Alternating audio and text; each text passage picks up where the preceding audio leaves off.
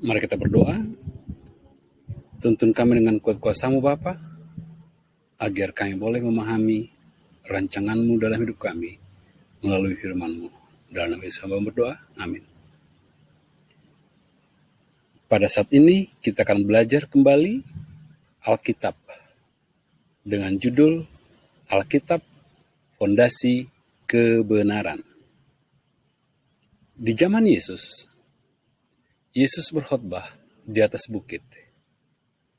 Dan Yesus membicarakan tentang nabi-nabi palsu. Yesus juga menunjukkan kebodohan pekerjaan jika kehidupan tidak memenuhi syarat-syarat pekerja. Yesus simpulkan khotbahnya dengan membandingkan orang yang mendengar firman Tuhan dan melakukannya kepada orang bijaksana yang mendirikan rumahnya di atas batu. Rumahnya dapat menahan hujan, banjir, dan angin. Sebaliknya, orang yang mendirikan rumahnya di atas pasir, Yesus samakan kepada orang yang mendengar firman-Nya, namun tidak mau menurut. Rumah itu tidak tahan. Ajaran moral yang disampaikan Yesus mendengar dan melakukan firman Allah. Apa reaksi para pendengar pada saat itu? Matius 7 ayat 28-29.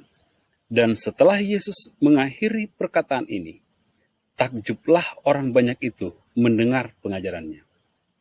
Sebab Yesus mengajar mereka sebagai orang yang berkuasa, tidak seperti ahli Taurat mereka.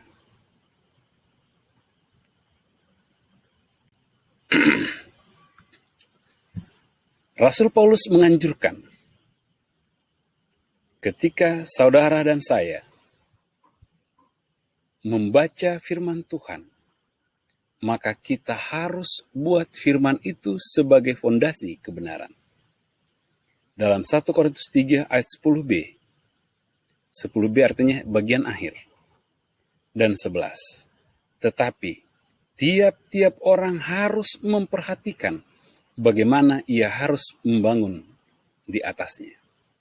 Karena tidak ada seorang pun yang dapat meletakkan dasar lain daripada dasar yang telah diletakkan, yaitu Yesus Kristus. Biarlah Yesus Kristus, kebenaran itu, menjadi fondasi iman kita. Adakah hubungan Alkitab dengan keselamatan?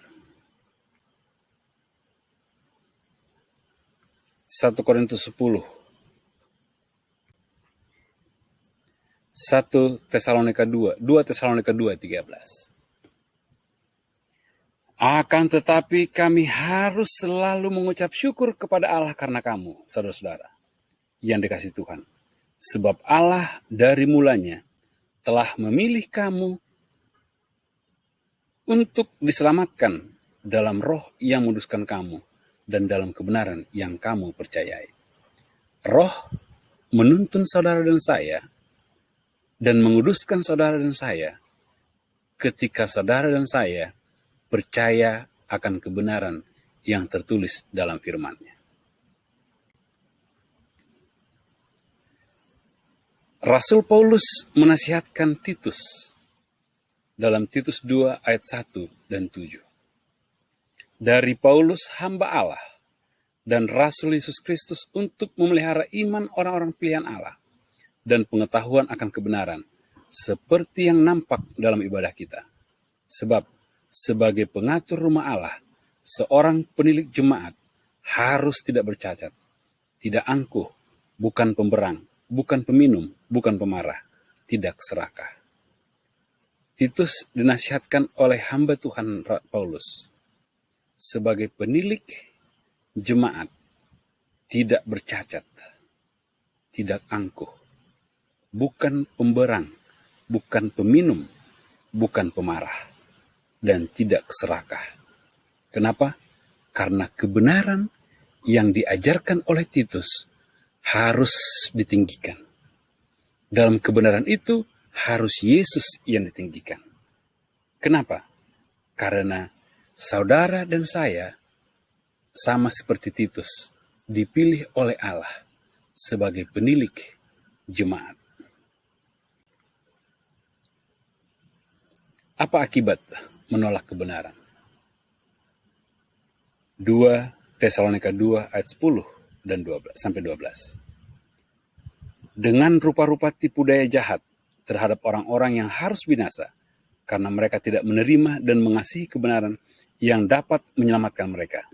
Dan itulah sebabnya Allah mendatangkan kesesatan atas mereka yang menyebabkan mereka percaya akan dusta supaya dihukum semua orang yang tidak percaya akan kebenaran dan yang suka kejahatan. Saya yakin para pendengar, saudara sekalian, tidak memilih menolak kebenaran.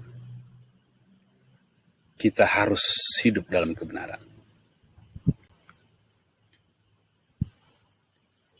Dalam Amsal 28 ayat 9.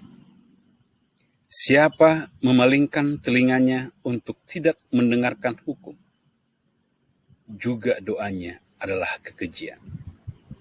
Dikuatkan kembali dalam 1 Timotius 4:16. Awasilah dirimu sendiri dan awasilah ajaranmu. Bertekunlah dalam semuanya itu. Karena dengan berbuat demikian, engkau menyelamatkan dirimu dan semua orang yang mendengar engkau. Ketika saudara dan saya memilih untuk hidup dalam kebenaran, menuruti apa yang tertulis dalam Alkitab sebagai kebenaran, maka saudara dan saya akan dituntun di jalan yang benar. Pasti dituntun di jalan yang benar.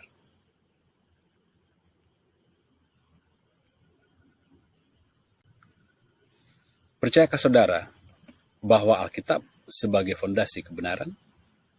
Percayakah saudara bahwa Yesus menyampaikan kebenaran tidak tebang pilih? Ya kalau ya, tidak kalau tidak.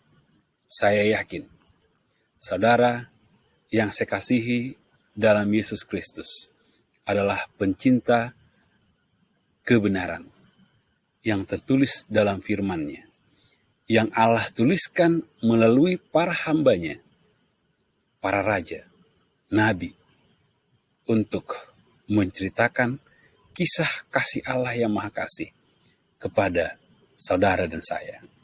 Sebagai kesimpulan, jangan sesekali menutup mata kepada kebenaran. Jangan sesekali menutup telinga kepada kebenaran.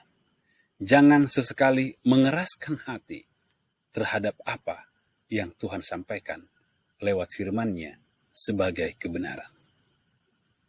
Karena itu, kita harus menentukan untuk menguji apa yang kita percayai melalui hukum dan kesaksian semua nabi seperti yang dianjurkan kepada kita.